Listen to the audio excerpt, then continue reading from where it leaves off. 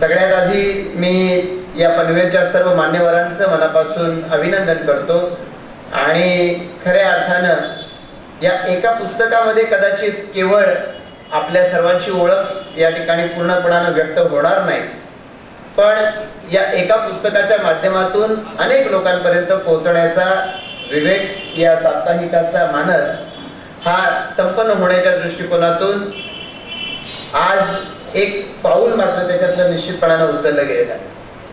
मी साप्ताहिक विवेक आणि त्या परिवारातल्या सर्वच आमच्या सहकार्यांचं मनापासून आभार व्यक्त करेन। पनवेल सातत्याने आम्ही पाहतोय बदलाच्या उंबरठ्यावरती आहे। गेली 10-15 वर्षाचा आपण जर या ठिकाणी कालावधी पाहिला, अनेक अंगाने पनवेल शहर बदलत चाललेलं आहे, पनवेलचा परिसर बदलत चाललाय। काही अंशाने आपण सगळीच मंडळी भाग्यवान आहोत। आता एखादा पाण्याचा पेला अर्धा भरलेला असला की त्याच्याविषयी जशी आपली 2 मतं असतात, तशाच पद्धतीने या वेगाने बदलणाऱ्या पनवेलकडे पाहायचं झालं, एखादा आपल्या ठिकाणी बसून शांतपणाने हळहळणारा माणूस असेल तो म्हणेल, अरे चुकचुक करत म्हणेल कदाचित की किती पनवेल बदललं। पण त्याच वेळेला त्या बदलत्या पनवेलच्या काळाच्या वेगाच्या बरोबरीनं धावणारा माणूस असेल तो म्हणेल, नाही मला अजून जोरानं धावलं पाहिजे। अशा या वेगानं धावणारे आणि त्याचबरोबर बदलत्या पनवेलला आपल्या कवेत घेण्यासाठी सातत्याने संघर्ष करणारे अनेक उद्योगश्री आपल्या पनवेलला पाहिले, त्यांचा आपण आज या ठिकाणी सन्मान करू शकलेला आहे। त्याबद्दल साप्ताहिक विवेकचं मी मनापासून या ठिकाणी अभिनंदन करतो।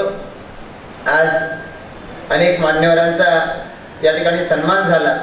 खरं तर ही सगळीच मंडळी या पनवेलच्या गेल्या काही वर्षाच्या विकासाच्या वाटचालीमध्ये सहभागी झालेली आहेत। पनवेल शहराची जडणघडण, पनवेल तालुक्याची जडणघडण, ही जडणघडण होत असताना अनेक अंगानं आपण पाहतोय की पनवेलचा विकास होत असताना त्याच्यामध्ये केवळ या ठिकाणी उद्योगाच्या क्षेत्रात पुढे जाऊन चालणार नाही, सामाजिक क्षेत्रातून, शैक्षणिक क्षेत्रातून, वेगवेगळ्या क्षेत्राच्या माध्यमातून पुढे येण्याच्या दृष्टिकोनातून आपण स्वतः प्रयत्न केला आणि आपण ज्या ज्या क्षेत्रात आहोत त्या क्षेत्रामधल्या सहकार्यांना सुद्धा आपण पुढे घेऊन गेलं पाहिजे। नाहीतर एखादा माणूस असा असतो की आपली विद्या ही आपल्या बरोबरीच्या सहकार्यांना शिकवायचीच नाही, आपल्या चेल्यांना शिकवायचीच नाही। आपली विद्या आपल्यापाशी असं जर आपण म्हटलं तर ती विद्या आपल्या बरोबरच नष्ट होणार आहे। पण आपल्यासारखे अन्य सर्व उद्योजक सहकारी तयार झाले पाहिजेत, त्यांनी पुढे यावं, त्यांच्या मार्गामधले अडथळे दूर व्हावे, या दृष्टिकोनातून काम करणारे सुद्धा या पनवेल परिसरामध्ये आहेत, आपल्यामध्ये आहेत आणि म्हणून आपल्यासारख्यांचा सन्मान आज या ठिकाणी होतोय। प्रकाश मेहता साहेब आज या कार्यक्रमाच्या निमित्तानं उपस्थित आहेत। खरं तर अनेक वेगवेगळ्या कार्यव्यस्त कार्यक्रमांच्या मधून त्यांना इथं या ठिकाणी येता आलेला आहे।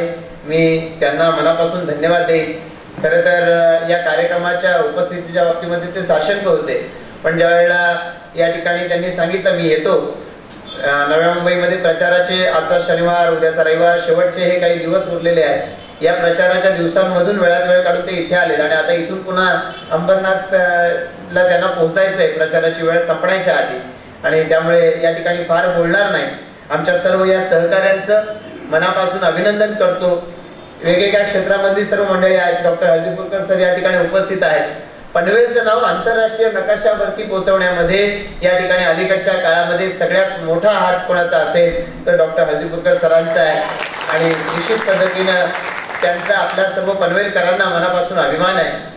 आज त्यांच्यासारखी एक व्यक्ती या व्यासपीठावरती बसलेली आपल्या पनवेलकरांमध्ये राहून पनवेलकरांची नाही, या देशभरामधून येणाऱ्या वेगवेगळ्या लोकांची ते सातत्यानं सेवा करतायत।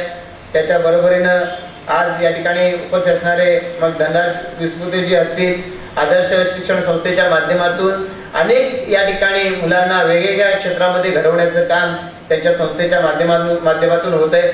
डॉक्टर गोविंद गुणे साहेब या ठिकाणी आले, डॉक्टर गुणे साहेबांचा उल्लेख या ठिकाणी केला गेलाय आणि याच्यात लेखाचं नावच म्हटलेलं पनवेलचं केईएम।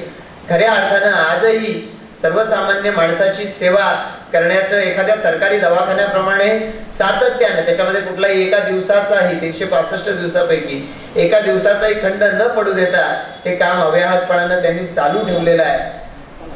अनेक पद्धतीनं सगळ्यांचीच नावं घेते। संजय पोद्दारजी, त्यांचा सत्कार आपण या ठिकाणी केला।